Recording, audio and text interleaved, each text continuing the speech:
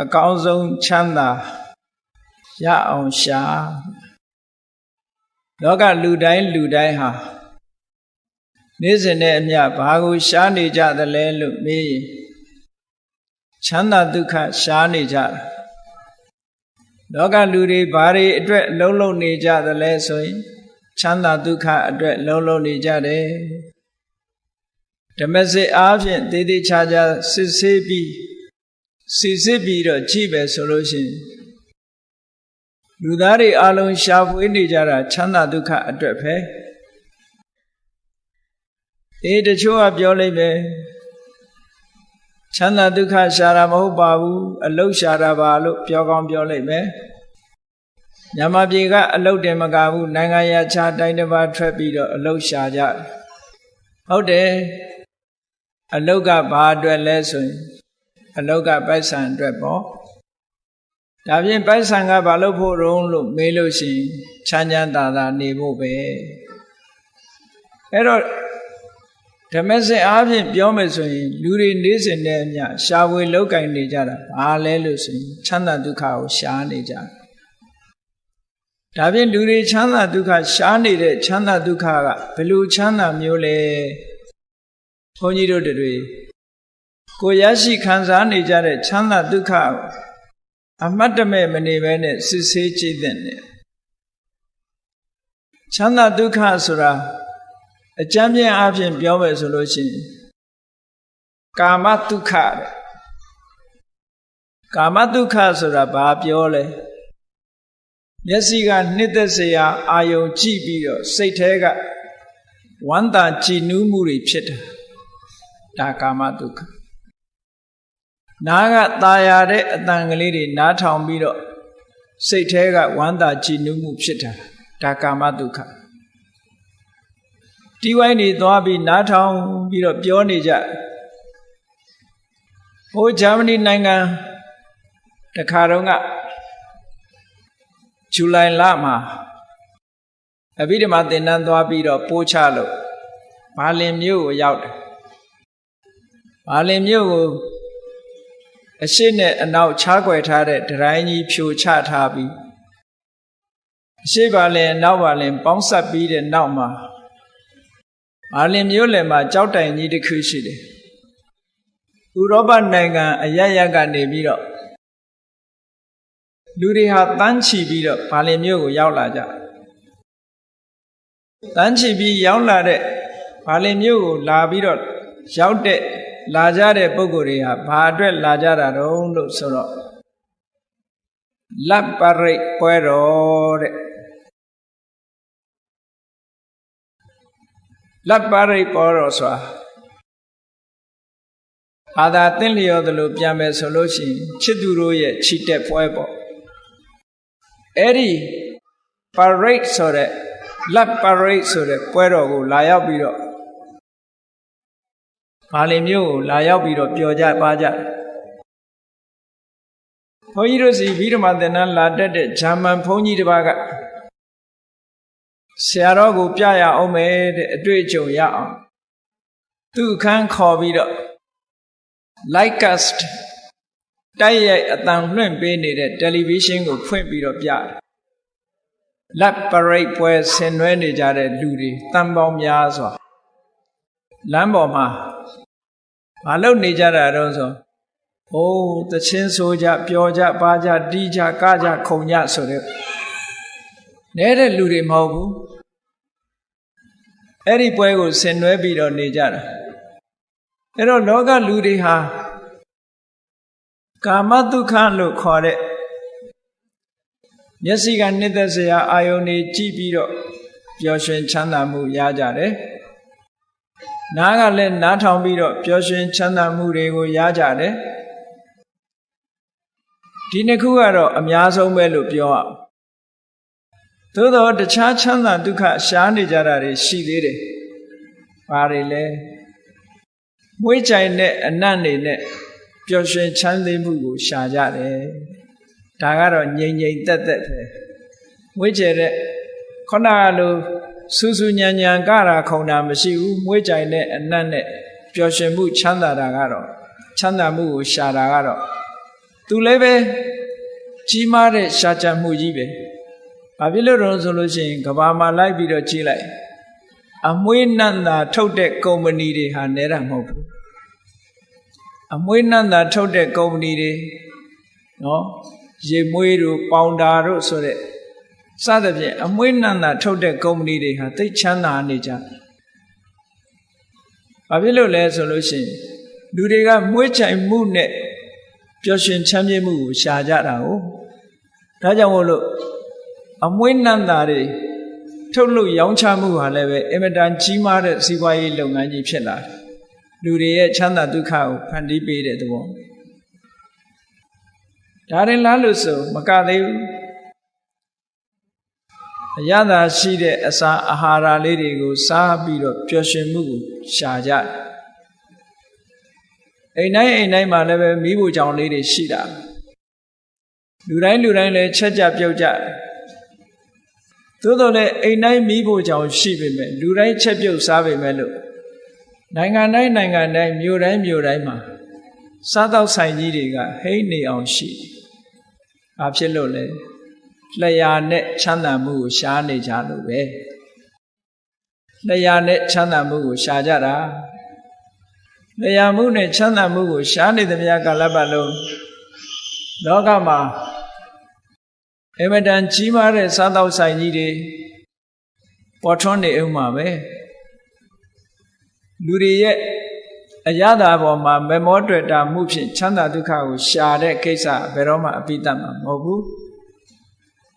မြန်မာလူမျိုးတွေကမြန်မာထမင်းဟင်းစားရတာကြားလာတဲ့အခါကျတော့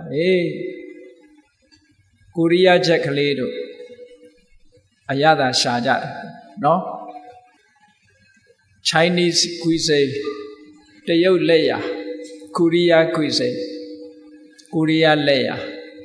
Indian cuisine နော်အိန္ဒိယလက်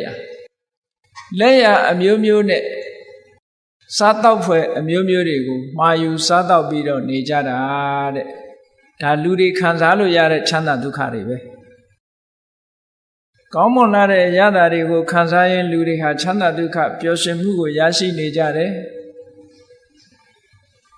နောက်တစ်ခုကတော့အထီးအတွေ့လို့ဆိုတဲ့ဖုဒ္ဓဘာအာယုန်နဲ့ပျော်ရွှင်ချမ်းမြေ့မှုကိုရှာကြတယ်ဒါကြောင့်မို့လို့လူတွေဝတ်စားဆင်ရင်တဲ့အဝတ်တွေဟာလည်းအမျိုးမျိုးအထီးအတွေ့ကောင်းတဲ့အဝတ်တွေအမတန်ခမ်းနားတဲ့ဆိုပါကြီးတွေနဲ့အိပ်ရတယ်အလွန်ခမ်းနားတဲ့ဆက်တီကြီးတွေထိုင်လိုက်ရင်ဣဆက်သွားတဲ့ဆက်တီကြီးတွေလူတွေမှာဒါတွေဟာချမ်းသာဒုက္ခဒီချမ်းသာဒုက္ခတွေကိုမိမိတို့အတိုင်းအတာအလိုက်ခံစားနေကြတယ်အဲ့ဒီချမ်းသာခံစားတာတွေဟာတကယ်စဉ်းစားကြည့်ပဲဆိုလို့ရှိရင်အစဉ်အတန်းအနှိမ့်အမြင့်အလိုက်ထူးခြားမှုရှိပါတယ်ရှိတော့လေဒီချမ်းသာဒုက္ခတွေဟာသူ့တန်ရာသူ့ဘဝနဲ့သူဟာချမ်းသာဒုက္ခရနေကြတာလူတွေသာဒီလိုချမ်းသာဒုက္ခကိုရတာမဟုတ်ဘူးတိရစ္ဆာန်တွေလည်းရနေတာပဲဒီချမ်းသာဒုက္ခမိမိတို့မျက်စိအောက်မှာရှိတဲ့ကြောင်ကလေးတွေခွေးကလေးတွေလည်းပဲဟောဒီကာမဒုက္ခဆိုတာသူတို့အထိုက်လျောက်ရှိတာထိုက်လျောက်ရှိတယ်တရဝတိုင်းဟာကာမဂုဏ်အာယုန်လို့ဆိုတဲ့ချမ်းသာဒုက္ခတွေရဖို့ရာအတွက်ပတာထ၅ပါးမျက်စိနာနာလျှာကိုယ်လို့ဆိုတဲ့ပတာထ၅ပါးမှာထိတွေ့လာတဲ့ကာမဂုဏ်အာယုန်တွေနဲ့ပတ်သက်ပြီးပျော်ရွှင်ချမ်းမြေ့မှုကိုရနေကြတာကြီးပဲတဲ့အကုန်သူ့အတိုင်းတာနဲ့သူရနေတာလူတွေမှာလည်းအစဉ်တန်းရှိသလိုတိရစ္ဆာန်တွေမှာလည်းသူ့အစဉ်နဲ့သူရရှိနေကြ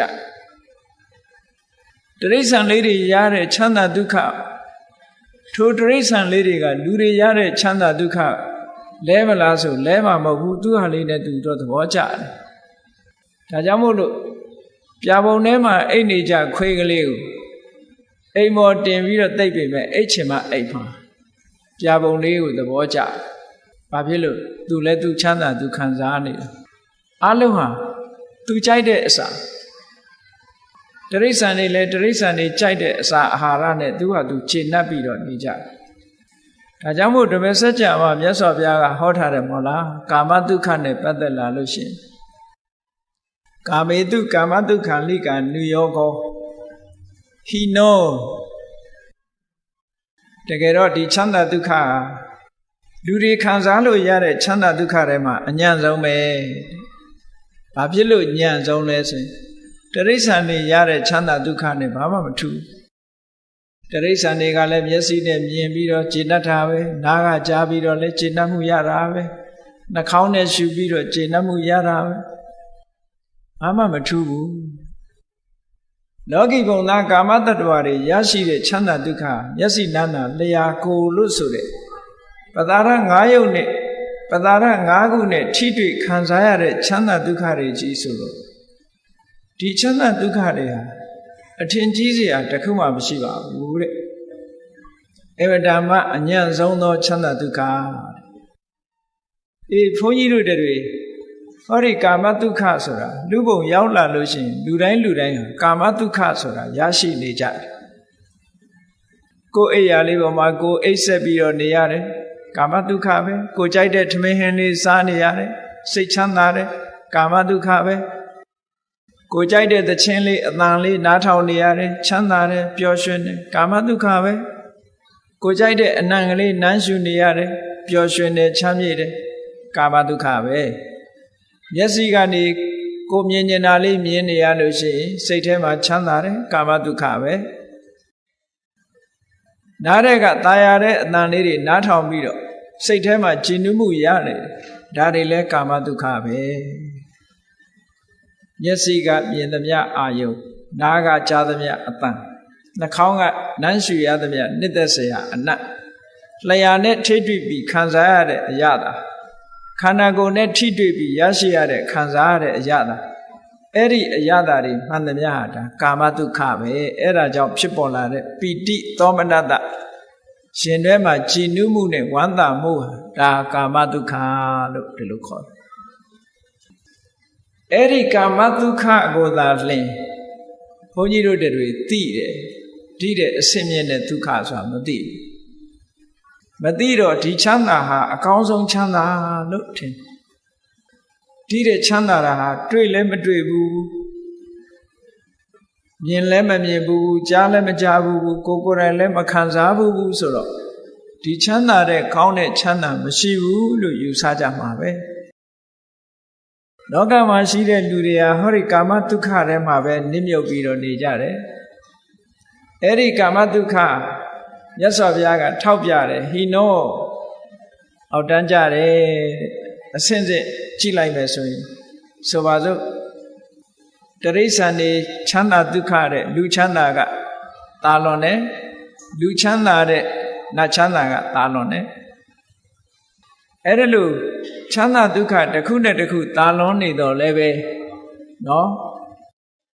တရိษံကလည်းသူချမ်းသာလေးနဲ့သူကျေနပ်နေတာပဲလူတွေကလည်းသူချမ်းသာလေးနဲ့သူကျေနပ်နေတာပဲနတ်တွေကလည်းသူချမ်းသာလေးနဲ့သူကျေနပ်နေကြတယ်ဉာဏ်နဲ့ချမ်းသာဒုက္ခအထင်မကြီးကြဘူးဟိနောဂမ္မောပောထုစနိကောဂမ္မောဆိုတာလူသူအတိုင်းဝိုင်းနဲ့နေတဲ့မြို့တွေရွာတွေမှာအများစုနဲ့အိမ်တော်ရသားနဲ့နေကြတဲ့ပုဂ္ဂိုလ်တွေရဲ့ခံစားရတဲ့ချမ်းသာမျိုးပောထုစနိကောလူအများစုခံစားတဲ့ချမ်းသာဒုက္ခမျိုးအနတ္တယောမြင့်မြတ်တဲ့ပုဂ္ဂိုလ်တွေခံစားတဲ့ဟာမျိုးမဟုတ်ဘူးတဲ့ဒါရင်လားလို့ဆိုတော့မကဘူးအနတ္ထတန်ဟိတောဒီကာမဂုဏ်အာယုံလို့ဆိုတဲ့ချမ်းသာဒုက္ခတွေပေါ်မှာမေ့မျောပြီးတော့နစ်မျောပြီးတော့နေမယ်ဆိုလို့ရှိရင်ထိုပုဂ္ဂိုလ်ဟာကာမဂုဏ်အာယုံတစ်ခုချမ်းသာဒုက္ခခံစားလို့သည်ဖြစ်ဖြစ်ဘာတွေလုပ်လဲကောင်းတာလည်းလုပ်တယ်မကောင်းတာလည်းလုပ်တယ်မကောင်းတာလုံးပြီးသွားလို့ရှိရင်ထိုမကောင်းတဲ့ကံရဲ့အကျိုးကိုခံစားရသည့်အတွက်ကြောင့်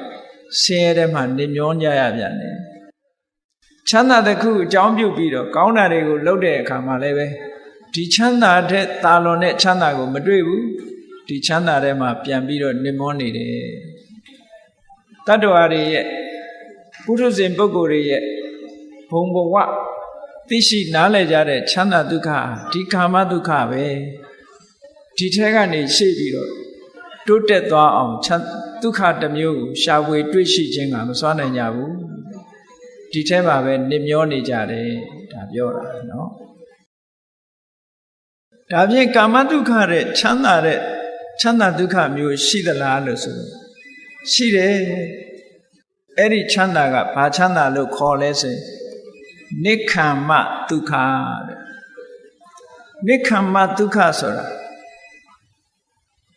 မျက်စိနဲ့မြင်ပြီးတော့စိတ်ချမ်းသာမှုကိုယူတာလည်းမဟုတ်ဘူးနားနဲ့အသံကိုနားထောင်ပြီးတော့စိတ်ချမ်းသာမှုကိုရယူတာမဟုတ်ဘူးနှာခေါင်းနဲ့နမ်းရှူပြီးတော့စိတ်ချမ်းသာမှုကိုရတာမဟုတ်ဘူးလျှာနဲ့လျက်ပြီးတော့စိတ်ချမ်းသာမှုကိုရတာလည်းမဟုတ်ဘူးခန္ဓာကိုယ်နဲ့ထိတွေ့ပြီးတဲ့နောက်မှာစိတ်ချမ်းသာမှုကိုရတာလည်းမဟုတ်ဘူးတဲ့အဲ့ဒီကာမဂုဏ်အာယုန်လို့ဆိုတဲ့ဒီအာယုန်တွေဟာအပူအပင်တွေနဲ့ရောထွေးပြီးတော့နေတဲ့ချမ်းသာဒုက္ခတွေဖြစ်လို့အခုတခဏချမ်းသာရင်တော်ကြချမ်းသာခြင်းမှချမ်းသာတယ်ချမ်းသာဒုက္ခကလည်းအမတန်မှတူတောင်းတယ်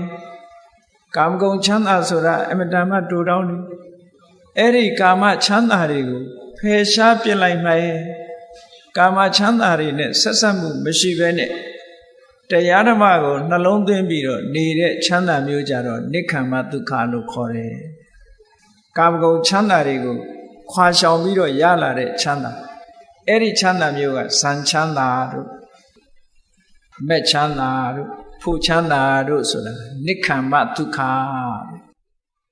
အဲ့ဒီနိက္ခမ္မဒုက္ခကိုပုထုဇဉ်ပုဂ္ဂိုလ်တွေအနေနဲ့သဘောကျလားလို့ဆိုသဘောမကျဘူးအရိယာသူတော်စင်တွေကအဲ့ဒါကိုချမ်းသာလို့သတ်မှတ်တယ်ပုထုဇဉ်တွေကဆင်းရဲတယ်လို့ထင်တယ်အထင်ချင်းအမြင်ချင်းအလုံးကိုကွာခြားတယ်ဟောတာမန်ပုဂ္ဂိုလ်တွေအနေနဲ့ကြည့်လိုက်မယ်ဆိုလို့ရှိရင်ပြင်းစရာကြီးလို့အောင်းမိမှာပဲတရားဓမ္မနှလုံးသွင်းပြီးတူတဲ့အေးအေးဆေးဆေးတည်တည်ငြိမ်ငြိမ်ထိုင်းနေတဲ့ပုဂ္ဂိုလ်ကြည့်လိုက်မယ်ဆိုရင်ကြံတဲ့ပုဂ္ဂိုလ်တွေကဒီလူငုတ်တုတ်ကြီးထိုင်ပြီးဘာတွေလုံအောင်ပြင်းစရာကြီးလို့ဒီလိုပဲထင်။ဘာဖြစ်လို့သူခံစားမှုတာကကာမဒုက္ခပဲခံစားမှုတာလေ။ဟိုလူကရလာတဲ့နိက္ခမ္မဒုက္ခကြတော့အေးကာမဒုက္ခဆိုတာအလိုမကျစရာတွေအများကြီးရှိတယ်။အလိုမကျစရာတွေအများကြီးရှိတယ်။ဆိုပါစို့မျက်စိဖြင့်လှတာပတာကြည့်ပြီးတော့ချမ်းသာဒုက္ခကိုခံစားခြင်းနဲ့ဆိုရင်မျက်စိအောက်ကအလှအပပျောက်သွားတာနဲ့တပြိုင်နက်ဟောချမ်းသာဒုက္ခရှိပါအောင်မလားမရှိတော့ဘူးနားတဲ့ကနှစ်သက်ตาရပွဲအတန်ပျောက်သွားတာနဲ့တပြိုင်နက်ချမ်းသာဒုက္ခရှိနိုင်ပါအောင်မလား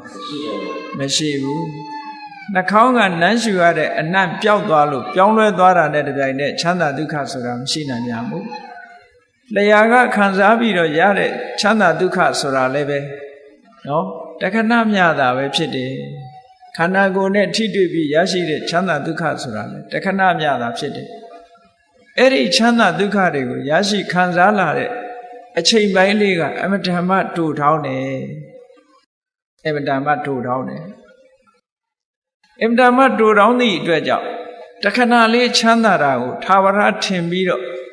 ကာမဒုက္ခထဲမှာနေမျောနေကြတဲ့ပုဂ္ဂိုလ်တွေကအလွန်တရာမှများပါတယ်မြတ်စွာဘုရားကကာမဒုက္ခကိုဘယ်လိုဥပမာပေးထားတော့ဆိုမီလဒုက္ခမီလဆိုတာ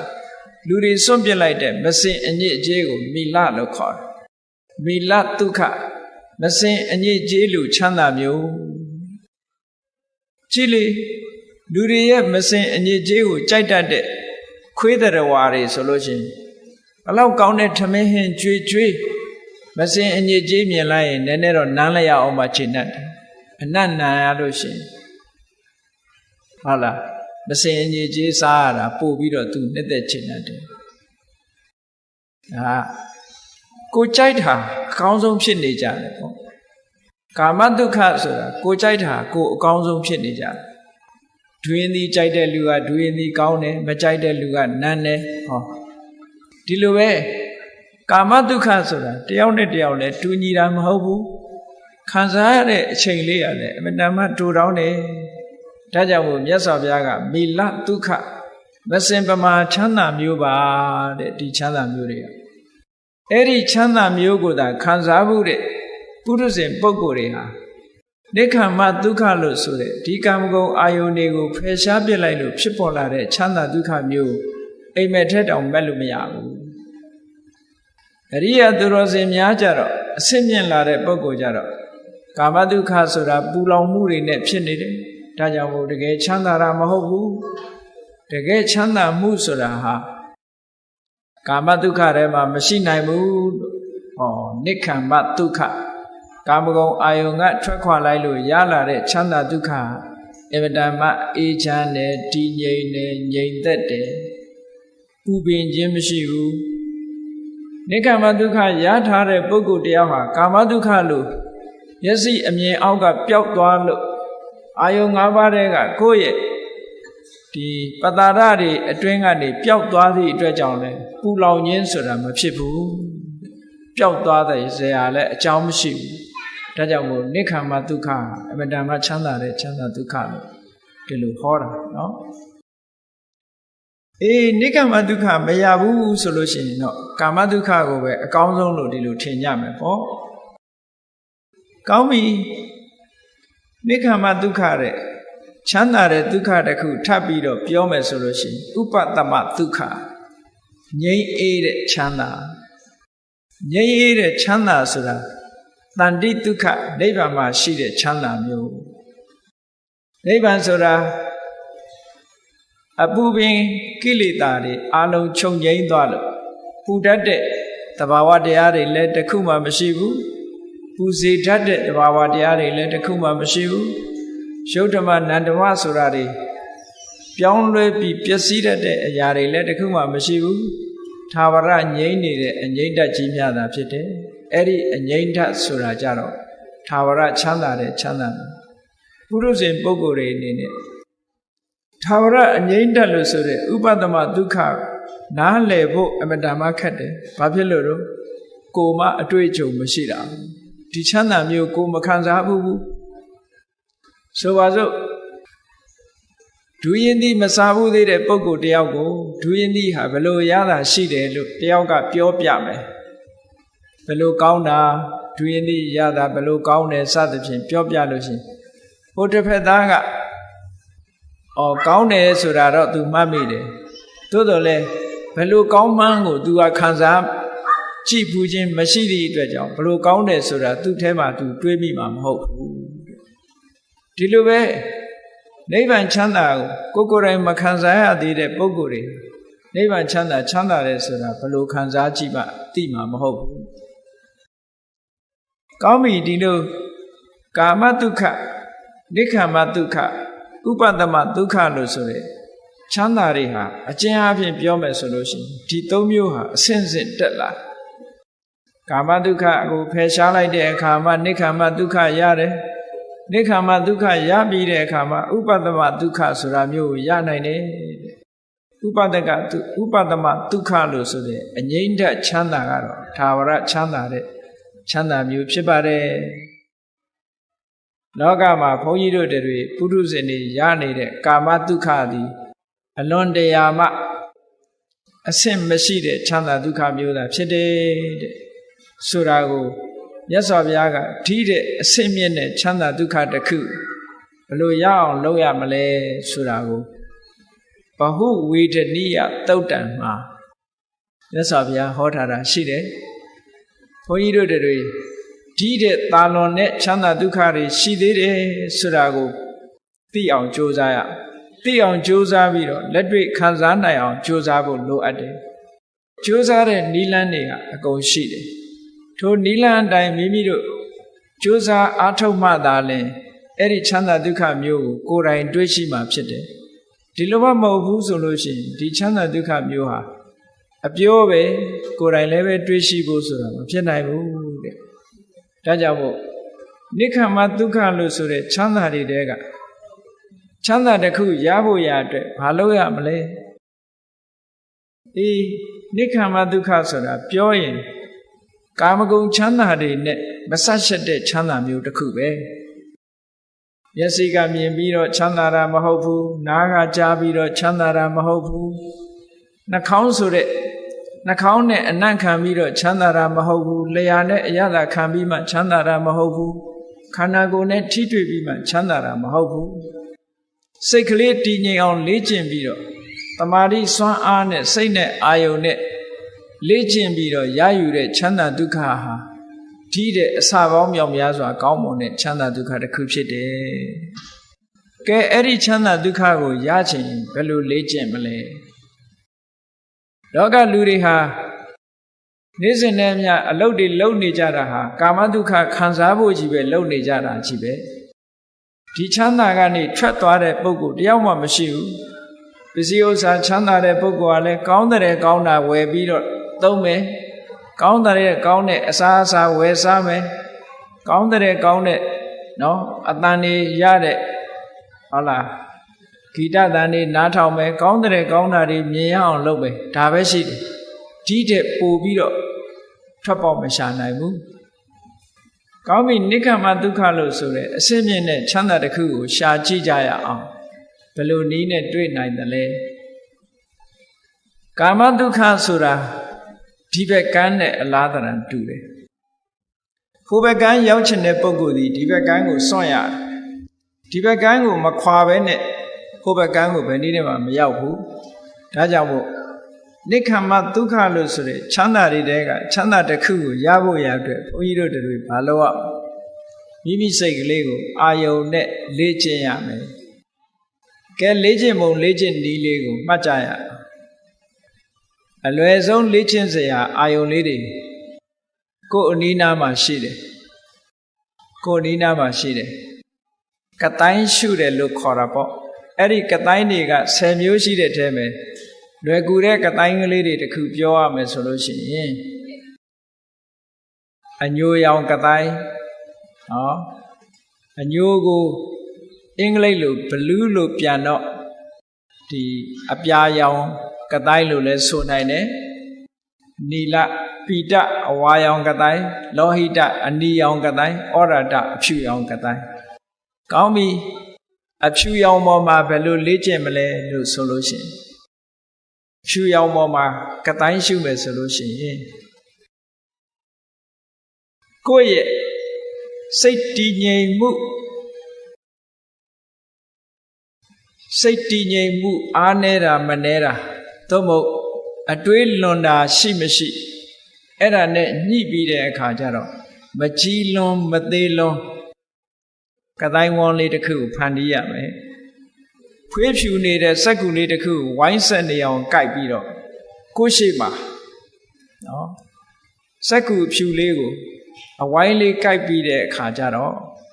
ကိုယ်ရှိမှာအလွယ်တကူကြည့်လို့ရမယ့်နေရာလေးမှာထားရမယ်နောက်ခံကအဲ့ဒီအဖြူရောင်လေးပေါ်ပြီးတော့ထင်းလာအောင်အပြာနောက်ခံပဲဖြစ်စေအစိမ့်နောက်ခံပဲဖြစ်စေအနီနောက်ခံပဲဖြစ်စေနိုင်ခံလေးတစ်ခုထားအဲ့ဒီပေါ်မှာအဖြူဝိုင်းကလေးတင်ထားပြီးတဲ့အခါကျတော့မျက်စိဖွင့်ပြီးတော့ကိုယ်နဲ့မလှမ်းမကမ်းရှိကလေးမှာမျက်ချထားပြီးတော့မျက်စိဖွင့်မျက်စိကိုမေးမေးလေးလည်းမထားရဘူးပြူးပြူးကြီးလည်းမထားရဘူးပဂတိကြည့်တဲ့အနေထားလေးတိုင်ကိုမျက်စိအနေထားပုံမှန်လေးတိုင်ထားပြီးတော့အဲ့ဒီအဖြူရောင်လေးကိုစိုက်ကြည့်မယ်စိုက်ကြည့်ပြီးတဲ့အခါမှာကိုယ်စိတ်ထဲကနေပြီးတော့အဖြူဆိုတာလေးကိုစိတ်ထဲမှာထပ်တလဲလဲအဖြူနဲ့ကာလာလေးပေါ်မှာစိတ်ရောက်နေဖို့အမြဲတမ်းလိုတယ်ဒါအဖြူရောင်လို့စိတ်ထဲမှာမှတ်နေရမယ်ပေါ့အဲ့ဒါဩရတကတိုင်းရှုတယ်လို့ခေါ်တယ်ပေါ့နော်အဲ့လိုအဖြူနဲ့စိတ်ပြီးတော့စိုက်ပြီးတော့ကြည်နေပြီလူတိုင်းဒါလေ့ကျင့်လို့ရတာပဲမျက်စိနဲ့အာယုံနဲ့စိုက်ပြီးတော့လေ့ကျင့်တယ်တနာရီလောက်လေ့ကျင့်လိုက်မယ်သို့မဟုတ်နိုင်ဝက်လောက်လေ့ကျင့်လိုက်တယ်ဆိုလို့ရှိရင်မျက်စိထဲမှာအဲ့ဒီအဖြူဝိုင်းလေးဟာမျက်စိထဲမှာဆွဲသွားပြီဆိုလို့ရှိရင်မျက်လုံးလေးကိုမှိတ်ကြည့်လိုက်မျက်လုံးလေးကိုမှိတ်ထားလိုက်လဲဟောဒီမျက်စိထဲမှာလိုပဲစိတ်ထဲမှာအဖြူရောင်လေးကပေါ်နေတယ် စိတ်ထဲမှာပေါ်လာတဲ့အဖြူရောင်လေးကိုဥက္ကဋ္ဌနမိတ်လို့ခေါ်တယ်စိတ်ထဲကမှတ်ထားလိုက်ပြီအဲ့ဒီအဖြူရောင်လေးကိုဥက္ကဋ္ဌနမိတ်ဆိုတာစိတ်ကမှတ်ယူထားလိုက်တာခုနတုန်းကမျက်စိဖွင့်ကြည့်ပြီးတော့လေ့ကျင့်နေတာကပရိကမ္မနမိတ်လို့ခေါ်တယ်စတင်ပြီးတော့အလုတ်လုတ်နေတာစတင်ပြီးတော့အလုတ်လုတ်နေတဲ့အာယုန်နမိတ်ကလေးကိုစိတ်နဲ့မှတ်နေတာမှတ်မိသွားပြီဆိုရင်ဥက္ကဋ္ဌနမိတ်လို့ခေါ်တယ်အဲ့ဒီဥက္ကဋ္ဌနမိတ်ပေါ်မှာဆက်လက်ပြီးတော့တည်တည်ငြိမ်ငြိမ်နဲ့ဆက်ပြီးတော့ကြိုးစားသွားမယ်ဆိုလို့ရှိရင်အဲ့ဒီအဖြူရောင်လေးဟာတာမန်အနေထားတယ်မကတော့ပဲနဲ့ဖိတ်ဖိတ်တောက်လာတဲ့ဖြူဆွတ်ဆွတ်အရောင်လေးအဖြစ်ပြောင်းလဲပြီးတော့လာလိမ့်မယ်စိတ်ထဲမှာအဲ့ဒီဖြူဆွတ်ဆွတ်အရောင်ကလေးပြောင်းလဲလာပြီဆိုတာနဲ့တပြိုင်နက်ဒီပုဂ္ဂိုလ်ရဲ့စိတ်တွေဟာလည်းပဲအမတန်ငြိမ်းလာပြီဒီအဖြူရောင်လေးကလွဲလို့သူ့စိတ်လေးဟာအဖြူရောင်လေးကနေတခြားအာယုံကိုအဖြူရောင်လေးကလွဲပြီးတခြားအာယုံကိုစိတ်ထဲမှာမရောက်တော့ဘူးစိတ်ထဲမှာဟောဒီအဖြူရောင်လေးပေါ်မှာကိုယ်စိတ်လေးကငြိမ်ကြသွားတယ်အဲ့ဒီဖြူဖွေးဝန်းလက်လာတဲ့ဒီအာယုံလေးဟာပฏิဘာကနမိတ်လို့ခေါ်တယ်အဲ့ဒီပฏิဘာကနမိတ်လေးပေါ်မှာဆက်လက်ပြီးတော့လေ့ကျင့်လိုက်ပြီဆိုလို့ရှိရင်ကျန်တာတွေအလုံးကိုမေ့သွားပြီးတော့သူ့စိတ်လေးဟာအဖြူရောင်လေးကနေခွာမရတော့ဘူးစိတ်ကလေးကအဖြူရောင်လေးပေါ်မှာငြိမ်ကြသွားတယ်တနာရီလုံးလုံးနေမယ်နှစ်နာရီထိုင်ရင်နှစ်နာရီလုံးလုံးစိတ်ကလေးငြိမ်နေမယ်ကဲအဲ့ဒီချမ်းသာလေးတင်တာမန်ကြည့်အောင်အခုလိုစိတ်ကလေးဟာအဖြူရောင်လေးကနေပြီးတော့အဖြူအာယုံလေးနဲ့တင်မဲ့စိတ်ကလေးဟာငြိမ်နေပြီဆိုလို့ရှိရင်ခုနကမျက်စိနဲ့လှတာပါတာကြည့်ပြီးတော့ရတဲ့ချမ်းသာဒုက္ခဆိုတာနဲ့လည်းမတူဘူးနားကตายရတဲ့အတန်တွေကိုနားထောင်ပြီးရတဲ့ချမ်းသာဒုက္ခနဲ့လည်းမတူဘူးနှာခေါင်းကနမ်းရှူပြီးရတဲ့ချမ်းသာဒုက္ခတွေနဲ့လည်းမတူဘူးလျှာကစားတော့ပြီးရတဲ့ချမ်းသာဒုက္ခတွေနဲ့လည်းမတူဘူးခန္ဓာကိုယ်ကထိတွေ့ပြီးမှရတဲ့ချမ်းသာဒုက္ခတွေနဲ့လည်းမတူဘူးတဲ့အမတန်ငြိမ်းချမ်းတဲ့ဟောဒီအာယုံကတိုင်းနမိတ်ကလေးပေါ်မှာတမာတိစွမ်းအားလေးတွေတည်ငြိမ်ပြီးတော့ကြာလာလိမ့်မယ်အဲ့လိုကြာလာတဲ့အခါမှာလူစိတ်မှာဘာဖြစ်နေလဲဆိုရင်ကိုယ်စိတ်ထဲမှာပြောရမယ်ဆိုရင်ထမင်းမေ့ဟင်းမေ့ပေါ့အဲ့ဒီချိန်ဟောဒီအဖြူအာယုံလေးကိုစိတ်ကလေးတွေးတောနေတဲ့ဘာဝတရားလေးရဲ့ထိုအဖြူအာယုံလေးပေါ်မှာစိတ်ကူးနေတဲ့သဘာဝတရားလေးရဲ့ထိုအဖြူအာယုံလေးပေါ်မှာကျင့်နဲ့နှစ်ချိုက်နေတဲ့ပီတိကလေးရဲ့စိတ်ထဲမှာအမတန်မှငြိမ်းချမ်းနေတဲ့ဒုက္ခလေးရဲ့တည်ငြိမ်နေတဲ့တမာတိလေးရဲ့ဟောဒီ၅မျိုးပဲရှိတယ်အဲ့ချိန်အဲ့ဒီ၅မျိုးဟာစုပေါင်းပြီးတော့စွမ်းဆောင်လိုက်ပြီးဆိုလိုက်တာနဲ့တပြိုင်နက်ဒါကိုပြောတာဇန်လို့ဆိုတာအဲ့ဒါကိုခေါ်တယ်ဇာနာဆိုတာရဲ့အဓိပ္ပာယ်ကလူတွေကဇန်ဆိုလို့ရှိရင်ကောင်းကင်ပြန်တယ်လို့အောင်းမေးနေတာမဟုတ်ဘူးဒီအဖြူရောင်လေးပေါ်မှာစိတ်ကစိုက်ပြီးတော့ရှုမှတ်နေတာလေးကိုဒါဇန်လို့ခေါ်တယ်စိတ်ကလေးကတခြားရောက်မသွားတော့ဘူးခွာလို့မရတော့ဘူးဒီအဖြူရောင်လေးပေါ်မှာအလုံးလုံးနေတယ်အလုံးလုံးတဲ့သဘောလေးတွေကဘာတော့စိတ်ကလေးနဲ့အာယုံနဲ့တွေးပေးနေတာရဲ့စိတ်ကလေးကဒီအာယုံပေါ်မှာတွေးကြံစီနေတာရဲ့ဒီအာယုံလေးနဲ့နှစ်ချိုက်နေတာရဲ့ကျေနပ်နေတာရဲ့တည်ငြိမ်နေတာရဲ့ဒီသဘာဝ၅မျိုးပဲအဲ့ဒီချိန်မှာဖြစ်တယ်အဲ့ဒီသဘာဝ၅မျိုးရင့်တန်လာတာကိုတပြိုင်နက်လုံနေတာကိုဒါဇာနာလို့ခေါ်တယ်ဇာနာကဲအဲ့ဒီဇာနာဆိုတဲ့အဆင့်ရောက်လာတဲ့အခါမှာဘာတွေကင်းသွားတော့ဆိုလို့ရှိရင်မြတ်စွာဘုရားကဟောထားတယ်ဝိဝိစေဝကာမေဟိဝိဝိစအကုတလေဟိစိတ်ကလေးအဲ့ဒီအဖြူရောင်အာယုံလေးပေါ်မှာထားနိုင်ပြီဆိုလို့ရှိရင်တဲ့ခုနကပြောတဲ့ကာမတုခပေါ်မှာကျဉ်းနှံ့နေတဲ့အတွေးတွေတခုမှမရှိတော့ကာမအာယုံပတာရ၅ယုတ်ပတာရ၅မျိုးနဲ့ထိတွေ့ပြီးခံစားရတဲ့ကာမအတွေးတွေတခုမှမရှိတော့ဘူးခံစားခြင်းတဲ့စိတ်တွေတခုမှမရှိတော့ဘူးအဲ့ဒီချိန်ချုပ်ငြိမ်းသွားဝိဝိသအကုသလေဟိဓမ္မေဟိကျန်တဲ့အကုသိုလ်တရားတွေလည်းအဲ့ဒီချိန်မှာငြိမ်းကြသွား စိတ်ထဲမှာပူပန်တာတို့တောကဖြစ်တာတို့ဘာတစ်ခုမှမရှိတော့ငြိမ့်သွားပြီးတော့ဘာဖြစ်လဲဝိဝေကသသဝိတကံသဝိစာရံ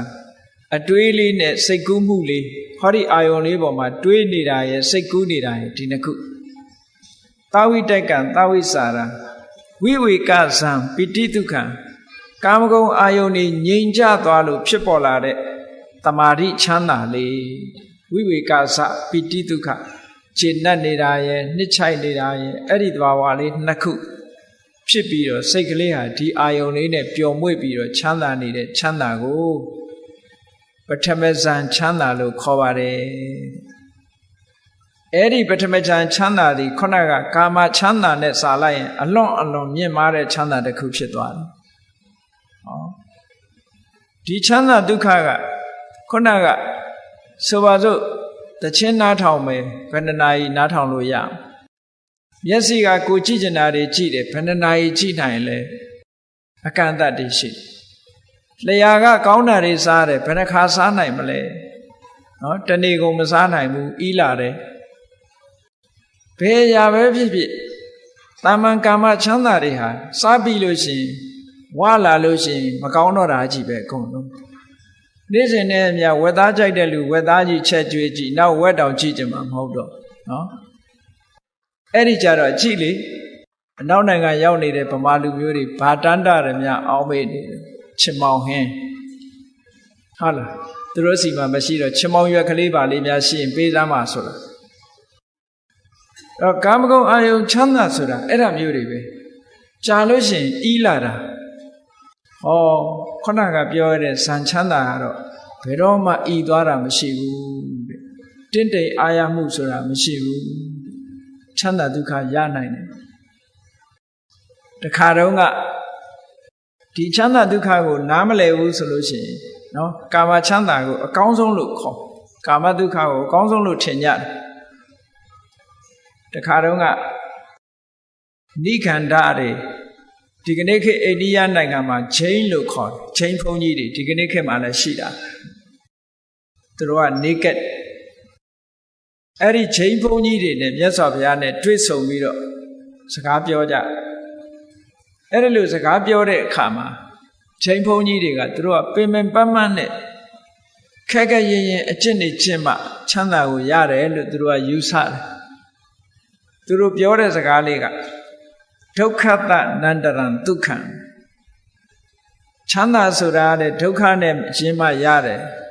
no pain no gain ဆိုတာမျိုးပေါ့နော် no pain no gain အနာခံမှအပါဆံရတယ်ဆိုတဲ့သဘောမျိုးဒုက္ခခံမှချမ်းသာကိုရနိုင်တယ်လို့ဒီလိုပြောပြီးတော့မြတ်စွာဘုရားကိုသူတို့ကဘယ်လိုပြောတော့ဆိုအရှင်ဂေါတမနဲ့ဗိမိသာရမင်းကြီးနဲ့နှိုင်းရှင်ကြည့်ရင်ဗိမိသာရမင်းကြီးကအရှင်ဂေါတမတဲ့ပိုချမ်းသာတယ်တဲ့သူတို့ကအဲ့လိုပြောတယ်မြတ်စွာဘုရားရတဲ့ချမ်းသာနဲ့ဗိမိသာရမင်းကြီးရဲ့ချမ်းသာကပိုချမ်းသာတယ်ပေါ့ဆိုတော့မြတ်စွာဘုရားကအေးမင်းတို့ဒီစကားအမှတ်တမဲ့ပြောလိုက်တာနဲ့တူတယ်ငါမေးမယ်တဲ့ဗိမိသာရမင်းကြီးဟာတဲ့မလုံမရှက်နဲ့သူ9ရက်တိတိတနေရာထဲမှာထိုင်းနေနိုင်လားတဲ့လုံးဝမရွှေ့မပြောင်းမလုံမလက်နဲ့တနေရာထဲမှာသူထိုင်းနေနိုင်လားဆိုမနေနိုင်ဘူး9ရက်မပြောနဲ့နော်9ရက်မပြောနဲ့9နာရီတောင်မထိုင်နိုင်ဘူး9နာရီမပြောနဲ့9မိနစ်တောင်ခက်ခဲမလုံမရှက်ထိုင်းနေဘူးဆိုတာမြတ်စွာဘုရားကပြောတယ်အေးငါကတမာရီစွမ်းအားနဲ့မလှုပ်မရှက်9ရက်လဲထိုင်နိုင်တယ်ဒီတယ်လဲပို့ပြီးတော့ထိုင်နိုင်တယ်လုံးဝလှုပ်ရှားမှုမပြုဘဲနဲ့အဲ့တော့ဘယ်သူကပို့ချမ်းသာတာလဲနော်မြတ်စွာဘုရားရဲ့ချမ်းသာမှုကဆင်းရဲဒုက္ခမလာလို့ထိုင်လို့ရတာပေါ့ဆင်းရဲဒုက္ခလုံးဝမလာဘူးကာယကဒုက္ခညောင်းတာညာတာကြိုက်တာခဲတာဆိုတာလုံးဝမရှိစေတသိကဒုက္ခစိတ်ထဲကစိတ်မပါလို့ပြင်းရည်ညီးငွေလာတာမျိုးဆိုတာမရှိကာမချမ်းသာဆိုတာပြင်းရည်ညီးငွေလာတတ်တယ်ပြင်းရည်ညီးငွေမှုတွေရှိတယ်ဟောအခုပြောတဲ့နိက္ခမဒုက္ခလေ့ကျင့်ပြီးတော့ရယူလိုက်ပြီဆိုရင်ပြင်းရည်ညီးငွေသွားတာဘယ်တော့မှမရှိဘူးဒါကြောင့်မို့ပထမဇန်ချမ်းသာကိုဝိဝေကသပိတိဒုက္ခတဲ့ကာမဂုဏ်အာယုန်တွေစိတ်ငြိမ်သွားသည့်အတွက်ကြောင့် ကာမဂုဏ်အာယုန်တွေကိုစွန့်လွတ်လိုက်လို့ရရှိလာတဲ့ချမ်းသာဒုက္ခမျိုးပါဒီလိုပြောတာနော်အဲ့ဒီချမ်းသာဒုက္ခကကာမဒုက္ခတဲ့အစပေါင်းများစွာမြတ်တယ်ဒါဖြင့်ဘုန်းကြီးတို့တွေကထင်ကောင်းထင်လိုက်ပဲဒီပထမဇန်ချမ်းသာဆိုတာအကောင်းဆုံးပဲလို့ဒီလိုထင်ကောင်းထင်လိုက်မဟုတ်သေးဘူးတဲ့သူ့တဲ့ကောင်းတာရှိသေးတယ်အကောင်းတွေကိုရွေးချယ်ရအကောင်းဆုံးချမ်းသာကိုရွေးမယ်ဆိုပထမဇန်ချမ်းသာမှာမကောင်းတာတွေကဘာရှိတုံးဆိုခုနဒီအာယုံလေးပေါ်မှာတွေးနေတာစိတ်ကူးနေတာကမကောင်းဘူးလှုပ်ရှားမှုကြီးတစ်ခုပဲစိတ်ရဲ့လှုပ်ရှားမှုလေးတစ်ခုပဲဒီအာယုံလေးပေါ်မှာတွေးတောနေတာကြံစည်နေတာအဖြူလို့တွေးနေတာအဖြူလို့စိတ်ထဲမှာကူးနေတာဒါလေးကလှုပ်ရှားမှုကြီးပဲအဲ့ဒီလှုပ်ရှားမှုကြီးဟာဒုက္ခတစ်မျိုးပဲအဲ့ဒါလို့သူ့ရဲ့ချမ်းသာဒုက္ခစွမ်းအားကိုမြင့်ကျင်တဲ့အခါကျတော့ဘာလုပ်လဲတမာတိစွမ်းအားကိုခုနအာယုံပေါ်မှာပဲတမာတိစွမ်းအားတွေကိုထပ်ပြီးတော့တိုးမြင့်လိုက်တဲ့အခါကျတော့တွေးတောမှုတွေဆင်ញင်မှုတွေစိတ်ကူးမှုတွေအကုန်လုံးရပ်ဆိုင်သွားပြီးတော့ဘာနဲ့နေတော့ဆိုနှစ်ချိုက်ကြည်နူးနေတဲ့ပီတိဝမ်းသာနေတဲ့ဒုက္ခတည်ငြိမ်နေတဲ့တမာတိအဲ့ဒီ၃မျိုးတဲ့နဲ့နေတယ်တမာတိစပီတိဒုက္ခစိတ်ကလေးကပို့ပြီးတော့ငြိမ်ကြသွားအဲ့ဒီစိတ်ကလေးနားမှာဘာရှိတော့ဆိုနှစ်ချိုက်နေတဲ့ပီတိနဲ့ဝမ်းသာနေတဲ့ဒုက္ခဒါလေးပဲရှိတမာတိကြောင့်ရတဲ့ဒုတိယအဆင့်ချမ်းသာကခုနလိုတွေးတောကြံစည်နေရတာမပါသည့်အတွက်ကြောင့်ပို့ပြီးတော့ငြိမ်သွားတယ်အဲ့ဒီချမ်းသာဒုက္ခကမှပိုချမ်းသာတာဒါဒုတိယဇန်ချမ်းသာလို့ခေါ်တယ်ဒါဖြင့်ဒီဒုတိယဇန်ချမ်းသာဟာအကောင်းဆုံးလားလို့ဆိုဘယ်ဟုတ်မလဲသူ့တဲ့ကောင်းတာရှိသေးတယ်သူ့တဲ့ကောင်းတာရှိရင်ဘာလို့ဆိုဒီအာယုံလေးပေါ်မှာနှစ်ချိုက်နေတယ်ဆိုတာစိတ်ထဲမှာဖိုလိုက်ဖြစ်စဉ်းစားကြည့်လေပီတိဖြစ်ဖူးတဲ့လူတွေရှိလေပီတိဖြစ်တယ်ဆိုတာစိတ်ငြိမ်သက်မှုမှမဟုတ်ပဲစိတ်ရဲ့လှုပ်ရှားမှုကလေးတစ်ခုဖြစ်နေတယ်ဒါကြောင့်မို့ဒီပီတိကို तू မလိုချင်ဘူးပီတိရဲ့အပြစ်တွေမြင်လာတယ်ဒုက္ခလို့ဆိုတဲ့ဒီပီတိရဲ့အပြစ်တွေကိုမြင်လာတဲ့အခါကျတော့ तू ကဗာနဲ့ယက်တီကိုကြိုးစားလာတယ်တမာတိစွမ်းအားတွေမြင့်လိုက်တဲ့အခါကျတော့ပီတိဆိုတာမလာတော့ပဲနဲ့ဝမ်းသာခြေနှက်နေတာလေးရဲ့တည်ငြိမ်နေတာလေးရဲ့နှစ်ခုတည်းနဲ့နေအဲ့ဒီချမ်းသာကိုတော့တတ္တိယဇန်ချမ်းသာလို့ခေါ်တယ်ပီတိဆိုတဲ့လှုပ်ရှားမှုတစ်ခုဖယ်ရှားပလိုက်တယ်ဖယ်ရှားပြလိုက်သည့်အတွက်ကြောင့်လှုပ်ရှားမှုကင်းပြီးတော့ငြိမ်သက်အေးချမ်းတဲ့ချမ်းသာဒုက္ခသူရသွားတယ်အဆင့်ပိုမြင့်သွားဒါဖြင့်သူကတွေးမိလိမ့်မယ်ဒီတတ္တိယဇန်ချမ်းသာဟာအကောင်းဆုံးလားမဟုတ်သေးဘူးတဲ့ဒီတဲ့ချမ်းသာတာရှိသေးတယ်ဒီတဲ့ချမ်းသာတာကခုနကအဖြူအာယုံလေးပေါ်မှာအဖြူကတိုင်းလေးပေါ်မှာပဲဆက်ပြီးတော့လေ့ကျင့်တော့ဒုက္ခဆိုတဲ့ဝန္တာကြည်နူးနေမှုသည်စိတ်ရဲ့လှုပ်ရှားမှုတစ်ခုဖြစ်တယ်ဒုက္ခဆိုတာစိတ်ရဲ့အနာရောဂါတစ်မျိုးဖြစ်တယ်ဒါကြောင့်မလိုချင်ဘူးဒုက္ခလည်းမလိုချင်ဘူးဒုက္ခလည်းမလိုချင်ဘူးဝမ်းသာတာလည်းမလိုချင်ဘူးဝမ်းနေတာလည်းမလိုချင်ဘူးအားလုံးကိုဖယ်ရှားပစ်လိုက်တဲ့အခါကျတော့ခံစားမှုမထင်ရှားတဲ့တည်ငြိမ်မှုလေးရဲ့အာယုံတစ်ခုတည်းပေါ်မှာဆွဲပြီးတော့နေတဲ့တမာတိလေးရဲ့အဲ့ဒီနှစ်ခုတည်းနဲ့ခံစားမှုမထင်ရှားဘူးဆိုတာဥပိ္ပခာတည်ငြိမ်နေမှုကတမာတိဥပိ္ပခာနဲ့တမာတိဒီနှစ်ခုတည်းတင်ဆိုတော့ခံစားမှုတွေကမလာဘူးသည့်အတွက်ကြောင့်အဲ့ဒီအချိန်မှာသူ့ရဲ့ချမ်းသာဒုက္ခဟာအငြိမ်ဆုံးချမ်းသာဒုက္ခဖြစ်သွားတယ်ဘာမှလှုပ်ရှားမှုမရှိတော့အဲ့ဒီအချိန်မှာဆိုလို့ရှိရင်လူရဲ့အသက်ရှူမှုတောင်ရပ်တန့်သွားတယ်ရပ်သွားပြီမဲ့လို့အသက်မရှူလို့သေမှာမဟုတ်ဘူးပို့ပြီးတော့ငြိမ်ချမ်းသွားတယ်သူကနော်ဆရာဝန်တွေကတော့ပြောလိုက်ပဲအသက်မရှူဘဲနဲ့လူတယောက်ဟာမနေနိုင်ဘူးလို့ပြောကောင်းပြောလိုက်မယ်နော်သို့တော့အဲ့ဒီစရုပ်ထဆံဝင်စားလိုက်လို့ချမ်းသာဒုက္ခရသွားတဲ့ပုဂ္ဂိုလ်ဟာအသက်မရှူတော့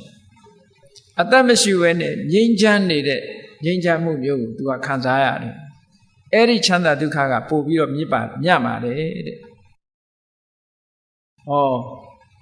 ဒီအဆင့်တွေဟာကြော်လွှားလိုက်တာနော်ပထမကတွေးတောမှုစိတ်ကူးမှုဆိုတာနှစ်ခုအနှောက်အယှက်သဘောထားပြီးတော့ဖယ်လိုက်တဲ့အခါ ကျေနပ်မှုဝမ်းသာမှုနှစ်ချိုက်မှုနဲ့ဝမ်းသာမှုတခါနှစ်ချိုက်မှုကိုမကြိုက်တဲ့သဘောနဲ့ဖယ်ရှားပြလိုက်တဲ့အခါချမ်းသာဝမ်းသာမှုနဲ့တည်ငြိမ်မှုတခါဝမ်းသာမှုကိုမကျေနပ်လို့ဖယ်ရှားပြလိုက်တဲ့အခါကျတော့ဝမ်းသာမှုမထင်ရှားတဲ့ခံစားမှုကလေးနဲ့တည်ငြိမ်မှုနှစ်ခုတည်းတင်ကြတော့စိတ်ဟာအငြိမ်ဆုံးအဆင့်ကိုရောက်သွားပြီအဲ့ဒီအဆင့်ရောက်သွားတဲ့တမာတိစွမ်းအားနဲ့ဒီလိုတမာတိစွမ်းအားရထားတဲ့ပုဂ္ဂိုလ်တယောက်ဟာကောင်းကင်ပြန်ခြင်းလဲပြန်လို့ရသွားပြီနော်မြေရှိုးခြင်းလဲရှိုးလို့ရသွားပြီအဘိညာဉ်တွေဖန်ဆင်းလို့ရသွားပြီအဲ့ဒီအဆင့်ကြတော့ဒါဖြင့်ကောင်းပြီကောင်းကင်ပြန်တယ်ဆိုတာဘယ်လိုလုပ်ပြန်ရလဲသူကလည်းစီကံစနစ်နဲ့လုပ်ရ systematically ပေါ့တကယ်ကိုစနစ်တကျလုပ်မှပြန်လို့ရတယ်နှုတ်ဖို့ဆိုပြန်လို့မရဘူးနော်မြေရှိုးခြင်းလဲရှိုးခြင်းတိုင်းရှိုးလို့မရဘူးဆိုပါစို့မြေရှိုးခြင်းတယ်ဆိုလို့ရှိရင်ဒီတိုင်းကောက်ရှိုးပဲရမှာတော့မြေကြီးကအမာကြီးပဲဘယ်လိုလုပ်ရှိုးမရဘယ်လိုလုပ်ရတော့လို့ဆိုလို့ရှိရင်သူက supernormal power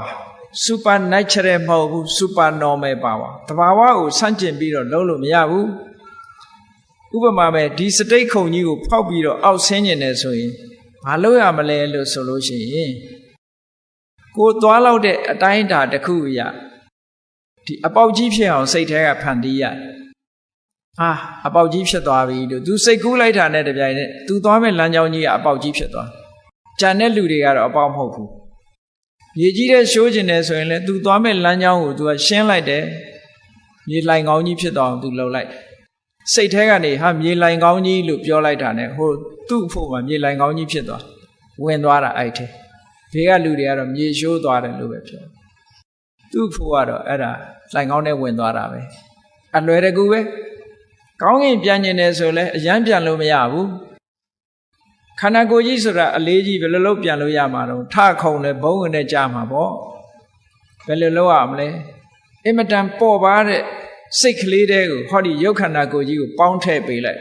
စိတ်သွားတဲ့ကိုပါဆိုတာအဲ့ဒါမှာနော်စိတ်ကဟိုနာရောက်သွားတယ်လူကပါရောက်သွားပြီဒီမှာပျောက်ဟိုရောက်အဲ့ဒါမှစိတ်သွားတိုင်းကိုပါဖြစ်တယ်စိတ်แท้ကိုရုပ်ခန္ဓာကိုထည့်ပေးလိုက်တယ်ထည့်ပေးလိုက်ရင်ဒီနာပျောက်ဟိုနာရောက်ဟောအဲ့ဒီဟာမျိုးဖြစ်တယ်သို့မဟုတ်ငှက်လို့ကောင်းကင်ကိုပြန်သွားခြင်းတယ်လမ်းလျှောက်ပြီးတော့သွားခြင်းတယ်ဆိုလို့ရှိရင်ကိုသွားမဲ့လမ်းကြောင်းကိုဖန်တီးရတယ်သူစိတ်ထဲမှာတော့ဒါလမ်းကြောင်းကြီးပဲအဲ့ဒီလမ်းကြောင်းကြီးပေါ်ကိုလမ်းလျှောက်သွားတယ်ဆိုတဲ့အတိတ်ပဲဒါဖြင့်ရေပြင်ပေါ်ဖြတ်ပြီးတော့မြေကြီးကိုဖြတ်ပြီးဟိုဘက်ကိုလမ်းလျှောက်သွားခြင်းတယ်ဆိုလို့ရှိရင်ဒီတိုင်းသွားလျှောက်လို့မရဘူးရေနစ်သွားမယ်ဘာလုပ်ရမလဲကိုလျှောက်မဲ့နေရာကိုလျှောက်လမ်းဖန်တီးရမယ်ဟောရေပြင်ပေါ်မှာသူကလမ်းလို့ပြောလိုက်လို့ရှိရင်သူ့အဖို့မှာလမ်းကြီးဖြစ်သွားသူစိတ်ကူးလိုက်တာနဲ့ဖြစ်သွားတယ်အဲ့ဒီလမ်းပေါ်မှာသူလျှောက်သွားဂျန်တဲ့လူလျှောက်သွားမြုပ်မှာပဲဒီလိုသူက systematically လုပ်ရတာအေးမြေကြီးထဲမှာတောင်ကောင်းထဲမှာဘာတွေရှိသလဲလို့ကြည့်ချင်လို့ရှင်လေဒီတိုင်းကြီးသွားကြည့်မမြင်ရဘူးတကိုးဆိုတာပဲပဲလို့ဒီတိုင်းကြီးလောက်ရတာမဟုတ်ဘူး systematically ပဲကဲဘုန်းကြီးတို့တရားချက်ခင်သူတော်စင်ပြိဿတ်တို့ညမှောင်နေတယ်လျှက်စစ်မီးတွေလည်းမရှိဘူးအမှောင်ကြီးတွေကိုကြည့်ချင်လို့ရှိရင်ဘာလို့ရဓာမီးကလေးနဲ့ထိုးကြည့်ရတယ်မဟုတ်လားဓာမီးလေးနဲ့ထိုးရင်မမြင်ရဘူးလားအဲ့ဒီမြင်ရတယ်ဆိုတာအကုန်မြင်ရတာလားဓာမီးရှိအလင်းရောင်နဲ့ရှိတာဒါမြင်ရတာလားအလင်းရှိတာမြင်ရတာအဲ့ဒါလိုပဲဒိဗ္ဗစကုဘိညာဉ်နဲ့ကြည့်ချင်ပြီဆိုလို့ရှိရင်ပထမအလင်းဖြန့်ရတယ်အာလောကကတိုင်းတို့ပွားပြီးတော့အလင်းဖြန့်လိုက်ရတယ်ဖြန့်ပြီးတဲ့အခါမှာကြည့်ဒီတိုင်းကြည့်ရင်မမြင်ရဘူးဒီတိုင်းကြည့်ရင်မမြင်ရကိုကြည့်ချင်တဲ့နေရာကိုပထမမီးထိုးလိုက်တယ်လို့ပဲအလင်းရောင်ကိုဖြန့်ပေးရတယ်ဖြန့်ပြီးပြီဆိုမှကြည့်အဲ့ဒါတကူဆိုတာဒီတိုင်းလှုပ်ချင်တယ်လှုပ်တာမဟုတ်ဘူးတဘာဝအတိုင်းလှုပ်ရတာနော်အဲ့ဒါခုနကလို့တမာရီစွမ်းအားကြီးမြင့်လာပြီဆိုလို့ရှိရင်တကူဖန်ဆင်းလို့ရသွားပြီတဲ့ဒါလူတိုင်းမှာဒီစွမ်းရည်တတ္တိတွေရှိတယ်ရှိရတဲ့နဲ့ဘာလို့မရလဲဆိုမလေးခြင်းလို့မရနော်မလေးခြင်းလို့မရလေ့ကျင့်နိုင်ပြီဆိုလို့ရှိရင်ဒီစွမ်းရည်တတ္တိတွေရလာသို့တော့လေ့ကျင့်တဲ့အခါမှာ အသက်အရွယ်ကြီးတဲ့ပုဂ္ဂိုလ်တွေကြတော့ရာခိုင်နှုန်းတွေညော့သွားပြီအသက်အရွယ်ကြီးတာကိုအကြောင်းပြုပြီးတော့ဓမ္မခံနိုင်တော့ဘူးအသက်အရွယ်ကြီးအသက်ငယ်တဲ့ပုဂ္ဂိုလ်ကလေ့ကျင့်ပို့ပြီးတော့မြန်မြန်ရနိုင်တယ်ကြာကြာလုံနိုင်တာငယ်ရွယ်သူကကြာကြာထိုင်နိုင်သည့်အတွက်ကြောင့်သူတို့ကြတော့အောင်မြင်နိုင်တယ်လို့ဒီလိုပြောတာနော်ကဲကောင်းပြီဒီစရုဒ္ဓဆံချမ်းသာဟာအမြင့်ဆုံးချမ်းသာလားလို့ဆိုတော့မဟုတ်ဘူးသူလည်းအကောင်းဆုံးမဟုတ်သေးဘူးဘာဖြစ်လို့အကောင်းဆုံးမဟုတ်တုံးဆိုလို့ရှိရင်သူကလည်းဒီအဖြူဝိုင်းကြီးနဲ့သူကကြည်နေရသေးတာပဲအဖြူဝိုင်းကြီးကိုသူဖယ်ရှားပြလို့ရမှာမရတာမရသည့်အတွက်ကြောင့်သူကလည်းပဲဒီအဖြူဝိုင်းကြီးနဲ့ဆက်ဆက်ပြီးတော့တွေးနေရသည့်အတွက်ကြောင့်ချမ်းသာဒုက္ခလို့မဆိုနိုင်သေးဘူးတဲ့ဒါဖြင့်သူ့ရဲ့ချမ်းသာတာဖြစ်အောင်ဘယ်လိုလုပ်ရတော့ဆိုရင်စိတ်ထဲကနေပြီးအဲ့ဒီအဖြူဝိုင်းကြီးကိုဖြောက်လိုက်ဩရတကတိုင်းဆိုတဲ့အဖြူကတိုင်းကြီးကိုစိတ်ထဲကနေဖြောက်လိုက်ရင်ဘာကြံတော့ဟာလာဟင်းလင်းကြီးကြံအဲ့ဒါကို space လို့ခေါ်တယ်အာကာသလို့ခေါ်တယ်နော်အဖြူဝိုင်းကြီးကိုစိတ်ထဲနဲ့ဖြောက်လိုက်တဲ့အခါကျတော့အဖြူနေရာမှာကွက်လက်ကြီးတစ်ခုကြံရစ်တယ်အဲ့ဒီကွက်လက်ကြီးကိုအနန္တအာကာသလို့နှလုံးသွင်းပြီးတော့ကြည့်လိုက်တယ်မျက်စိနဲ့ဆက်ဆက်တဲ့ရုပ်နဲ့ဆက်ဆက်တာတွေတခုမှအလိုမရှိနော်ကောင်းကင်ဆိုတာ space ဆိုတာဘာမှမရှိတဲ့အရာတစ်ခုဖြစ်သွားတယ်ကွက်လက်ကြီးအဲ့ဒီကွက်လက်ကြီးပေါ်မှာစိတ်ကိုငြိမ်အောင်လုပ်ပြီးတော့ထားလိုက်တာတဲ့ခုနကအဖြူဝိုင်းကိုမကြည့်တော့ဘဲနဲ့ကွက်လက်ကြီးနဲ့တင်ပဲသူကသွားလိုက်တာအဲ့ဒါကြတော့အာကာတနိစယတနာဇံလို့ခေါ်တဲ့အရူပဇံတစ်မျိုးကိုသူရသွားတယ်အဲ့ဒါကြတော့ပို့ပြီးတော့ချမ်းသာဒုက္ခပိုမြင့်နေတဲ့သူ့ရဲ့ချမ်းသာဒုက္ခကပိုမြင့်သွားတယ်ဒါဖြင့်သူအကောင်းဆုံးလားလို့ဆိုမဟုတ်ဘူးသူတဲ့ကောင်းတာရှိသေးတယ်သူတဲ့ကောင်းတဲ့ချမ်းသာဘာတော့ဆိုရင်အဲ့ဒီကွက်လက်ကြီးနဲ့အလုတ်လုတ်နေတဲ့စိတ်ကလေးကိုပြန်ပြီးတော့ရှုကွက်လက်ကြီးကိုမရှုတော့ဘဲနဲ့ကွက်လက်ကြီးကိုတိနေတဲ့စိတ်ကလေးကိုပြန်ရှုလိုက်တဲ့အခါကျတော့ကွက်လက်ကြီးကိုလည်းကြော်တက်သွားပြီးတော့ဒီအသိစိတ်ကလေးနဲ့စက်ကရပ်တည်လိုက်တဲ့အခါဒါကပို့ပြီးတော့ချမ်းသာသွားပြန်တယ်ဝိညာဉ်နိစ္စယရဏဇံလို့ခေါ်တယ်တခါတည်းချမ်းသာဆုံးလားဆိုမဟုတ်ဘူးသူ့ရဲ့ချမ်းသာတာရှိသေးတယ်တဲ့ဘာလဲလို့ဆိုရင်အေးခုနတုန်းကကွက်လက်ကြီးဆိုတာလည်းမရှိတော့ဘူးနော်အသိစိတ်လေးဆိုတာလည်းကွက်လက်ကြီးပေါ်မှာအာယုံပြုတ်နေတဲ့အသိစိတ်ကလေးဆိုတာလည်းမရှိတော့ဘူးမရှိတာကိုအာယုံပြုတ်လိုက်တယ်ဘာမှမရှိတော့ဘူးဆိုသူ့စိတ်တဲ့အာယုံထဲမှာဘာမှကိုမကြံတော့ဘာမှမကြံတဲ့အာယုံပေါ်မှာစိတ်ကလေးတစ်ခုရပ်တည်နိုင်တယ်ဆိုတာလွယ်တဲ့ကိစ္စမဟုတ်ဘူး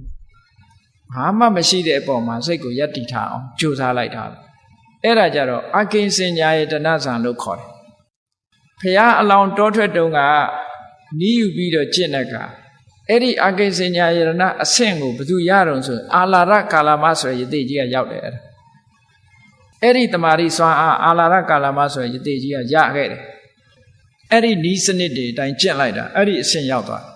ဖရာအလောင်းကလည်းအဲ့ဒီနီးစနစ်ကိုယူပြီးတော့ကျင့်တော့သူလည်းအောင်မြင်ပေါက်ရောက်သွားအေးအောင်မြင်ပေါက်ရောက်ဖို့အတွက်ဘာလိုအပ်တယ်လဲဆိုရင်နံပါတ်1တတ္ထာယုံကြည်ချက်ရှိရမယ်နံပါတ်2ကြိုးပမ်းအားထုတ်မှုဝိရိယရှိရမယ်နံပါတ်4နံပါတ်3အသိပညာရှိရမယ်ဟောတတ္ထာရဲ့ဝိရိယရဲ့ပညာရဲ့အဲ့ဒီ3ခုနဲ့စွမ်းဆောင်လိုက်မယ်ဆိုလို့ရှိရင်ဒီအဆင့်တွေရောက်သွားတယ်လို့ဒီလိုပြောကဲဒါဖြင့်အဲ့ဒီအဆင့်ဟာအကောင်းဆုံးချမ်းသာလားလို့ဆိုမဟုတ်ဘူးတဲ့အဲ့ဒီတဲ့ချမ်းသာတာတစ်ခုရှိသေးတယ်အဲ့ဒီတဲ့ချမ်းသာတာကြတော့ဘာတော့လို့ဆိုလို့ရှိရင်ခုနကအသိစိတ်ကလေးတွေဟာဘာမှမရှိတာတွေနဲ့ယက်တည်နေတဲ့အသိစိတ်လေးကိုထပ်လျှော့ချပလိုက်တာအသိစိတ်ရှိတယ်လို့လည်းပြောလို့မရဘူးမရှိတော့ဘူးလို့လည်းပြောလို့မရတဲ့အဆင့်မျိုးဟုတ်လားဘယ်လိုပြောရမလို့ဆိုလို့ရှိရင်ရှိလည်းမရှိဘူးလည်းမဟုတ်ဘူးလို့ပြောတဲ့စကားပဲဘာနဲ့ဥပမာတူတုံးဆိုလို့ရှိရင်ဟိုအိမ်ရှင်မတွေ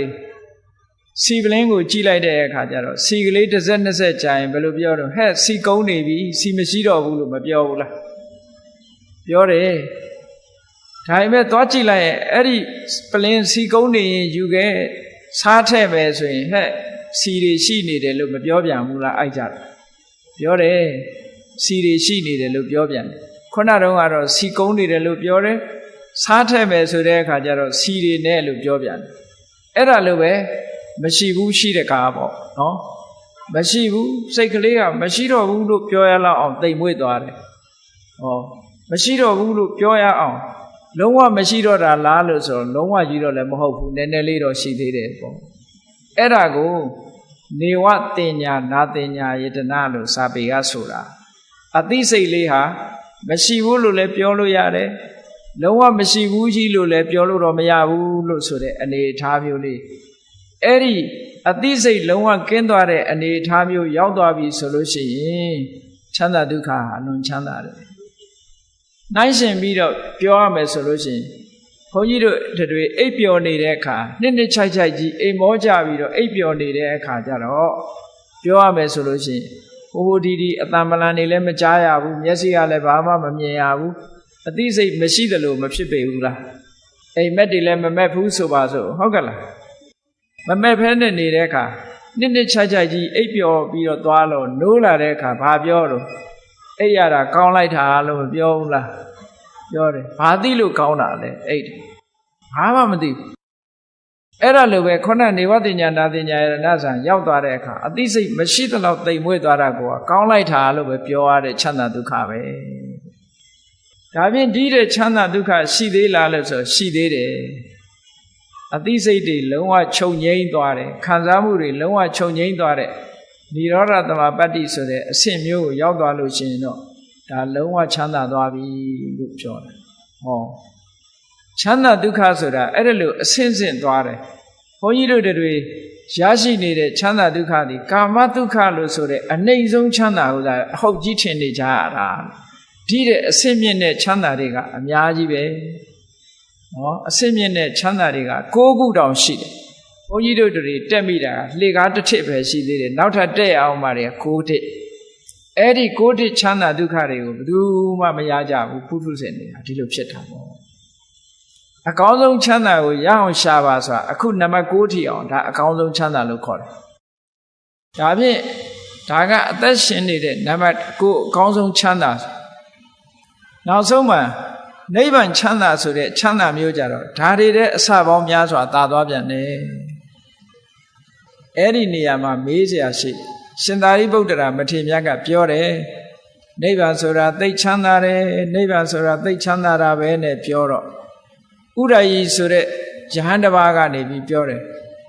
အရှင်ဘုရားတဲ့နိဗ္ဗာန်မှာခံစားမှုမရှိဘူးမဟုတ်လားတဲ့ခံစားမှုမရှိဘူးဆိုရင်ဘယ်လိုလုပ်ချမ်းသာတယ်လို့ပြောမှာတော့တဲ့ကြည့်လေအိပ်ပျော်နေတဲ့အချိန်မှာခံစားမှုမရှိဘူးမဟုတ်လားသို့တော့ချမ်းသာတယ်လို့ပြောကြတယ်လေအဲ့လိုပြောတော့ရှင်သာရိပုတ္တရာမထေရကဘာပြောတော့ဆိုအေးအဲ့ဒီချမ်းသာမှုခံစားမှုမရှိတာကိုကချမ်းသာတာလို့ပြောလိုက်တယ်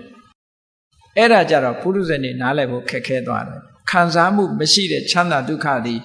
တကယ်ငြိမ်းအေးတဲ့ထာဝရအငြိမ့်တချမ်းသာဒုက္ခဖြစ်ပါတယ်ဘုရားမြတ်စွာကဗဟုဝေဒနိယသုတ်တံမှာချမ်းသာအမျိုးမျိုးကိုယခုကဲ့သို့ခွဲခြားပြီးတော့ပြထားတော့တရားရှိခင်သူတော်စင်ပြိဿတို့သည်တို့တွေဟာအကောင်းဆုံးသောချမ်းသာဆိုတာဘယ်ဟာလဲလို့ရှာကြံပြီးတော့ထိုအကောင်းဆုံးချမ်းသာရအောင်ကြိုးစားကြမယ်ဆိုရင်ဤစနစ်တွေအတိုင်းအခုလိုကျင့်ကြံကြိုးကိုအထုတ်ပြီးတော့ရလာတဲ့ချမ်းသာဒုက္ခမျိုးကသာလဲတကယ်အကောင်းဆုံးချမ်းသာဖြစ်တယ်တို့တွေနေ့စဉ်နဲ့အမျှရနေတဲ့ချမ်းသာဒုက္ခဆိုတာဘာမှပြောပလောက်တဲ့ချမ်းသာဒုက္ခမဟုတ်ဘူးတဲ့တရားဝါအလုံးမွေးရပါရနေတဲ့ချမ်းသာဒုက္ခမြတ်တာဖြစ်တယ်အေးဒီတဲ့မြင့်မြတ်တဲ့ချမ်းသာဒုက္ခတွေတို့တွေ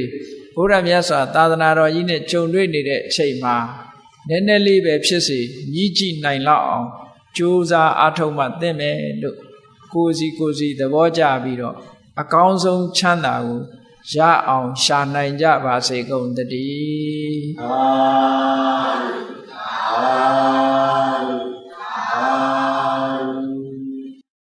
မေတ္တာပို့ရအောင်တတ္တဝါများစွာဘေးရန်กว่าချမ်းသာကြပါစေတတ္တဝါများစွာဘေးရန်กว่าချမ်းသာကြပါစေမေတ္တာရေချမ်းသုံးငါဖြံငြိမ်းချမ်းကြပါစေ မေတ္တာရေချမ်းသုံးငါဖြံငြိမ်းချမ်းကြပါစေသက်ရှိချမ်းသာစိတ်ချမ်းသာ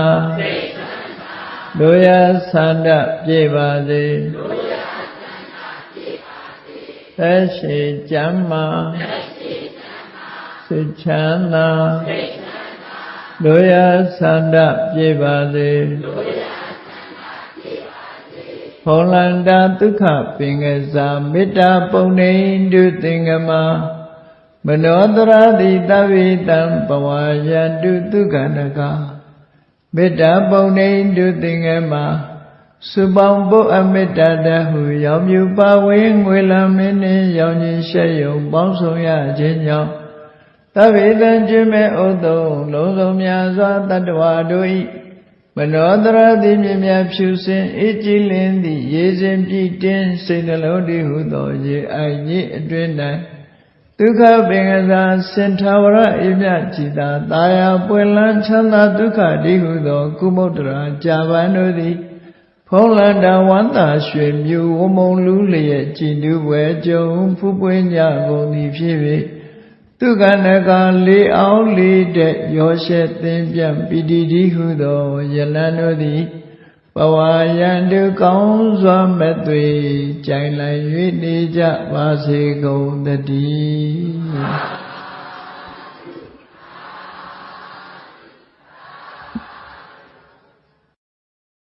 ဓမ္မောတရံပိဝိတဝါနဝိသာတဗ္ဗေတဗုဟတာအာစရမရာတိတိဘာဝံနိဗ္ဗာနံယန္တုတာရောဓမ္မောတရံလောဘဒေါသမောဟစိတ်တောကင်းပြောက်ကြည်အေးတရားစေကိုပိဝိတဝါဝန္တာရွှင်ပြတောက်ကြရနာကြရကုန်သောကြောင့်ဝိသတဗေပူဇာညစ်နောင်ကိလေသာဆရတောက်ဟုသမျှတို့သည်သမုဝတ္တပိကြဘက်တွင်ရေမတင်တဲ့ကဲ့သို့ကင်းစင်လွင်ပြောင်းပေမရောက်အောင်ပယ်ဖြောက်အကုန်သည်ဟောတုစင်စစ်မသွေဖြစ်ကြပါစေကုန်သတည်း